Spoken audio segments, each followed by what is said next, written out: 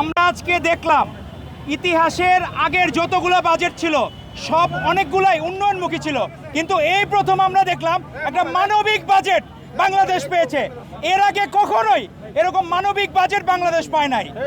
এই প্রথমবারের মতো আমরা দেখলাম একবারে শুরু থেকে 65 ব্যক্তি থেকে শুরু করে একদম প্রতিবন্ধী শিশু পর্যন্ত কোনো খাত আমাদের মাননীয় প্রধানমন্ত্রী জনাব তারেক রহমান বাদ দেন নাই। উনি প্রত্যেকটা খাতে 65 ব্যক্তি রেলযাত্রা ফ্রি করতে পারবে। আপনার প্রত্যেকটা জায়গায় বয়োজ্যেষ্ঠ নারী সদস্য 41 লাখ পরিবার ফ্যামিলি কার্ড পাবে, 42,50,000 ফ্যামিলি ফার্মার্স কার্ড পাবে। তারপরে আপনার ইমাম মুয়াজ্জিনরা 2,55,666 জন ইমাম মুয়াজ্জিন তারা ভাতা পাবেন। অতীতে কখনো এরকম হয় নাই, কিন্তু আমাদের কিছু বন্ধুরা তারা দেখছে বাজেটে জান্নাত কার্ড নাই, এই জন্য তাদের মন খারাপ।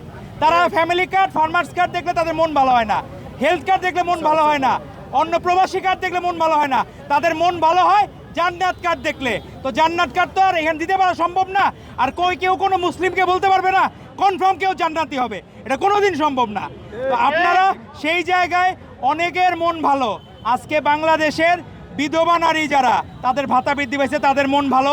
মুক্তিযুদ্ধে যারা বীর মুক্তিযোদ্ধা ছিলেন, বীর প্রতীক ছিলেন, বীর উত্তম ছিলেন, তাদের মন ভালো।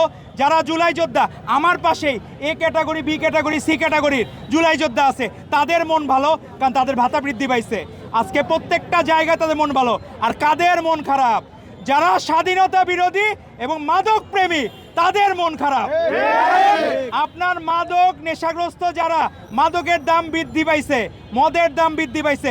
আপনি বাংলাদেশের মোটামুটি যারা বুদ্ধিমান বা যারা বিবেক বুদ্ধি রাখে তারা জানে মাদক মুক্ত সমাজ গড়ার জন্য মাদকের মূল্য অবশ্যই বৃদ্ধি করা প্রয়োজন। এবং মাদকের মূল্য বৃদ্ধির কারণে আমাদের অনেক বন্ধুদের মন খারাপ, কারণ মনে হচ্ছে তারা ঠাকুর ঘরে কেড়ে আমি কলা খাই না, ওই দশা হয়ে গেছে তাদের। কারণ তারা নিজেরা কিসের বিরুদ্ধে আন্দোলন করতেছে? বাজেটের কোন ইস্যুর বিরুদ্ধে? মূল্য বৃদ্ধি পাইছে কিসের?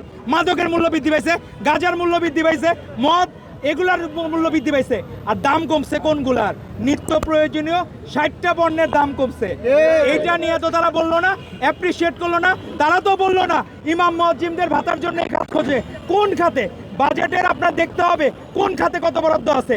এর আগে কোনো সময় এরকম অ্যাম্বুলেন্স সার্ভিস 24/7 অ্যাম্বুলেন্স সার্ভিস রাষ্ট্র আপনাকে দেবে। আপনার 1 লাখ নতুন স্বাস্থ্যকর্মী নিয়োগ দেওয়া হবে, 5,000 MBBS ডাক্তার নিয়োগ দেওয়া হবে। এগুলো কোথা থেকে আসবে? বাজেট তো রাষ্ট্রকে দিতে হবে। এখন মূল ইস্যু যারা আপনার সব কিছুতেই যারা খারাপ বলে, জামায়াতের আমি দেখলাম তার ভেরিফাইড এক্স অ্যাকাউন্ট নাকি হ্যাক হয়েছিল, তখন নারীদের, কর্মজীবী নারীদের উনি বেশ্যা বলছেন। এখন আবার দেখলাম একজন ধর্ষকের সে মুক্তি দাবি করতেছে। তো এর বাংলাদেশের মানুষ এরকম রাজনীতি দেখতে চায় না।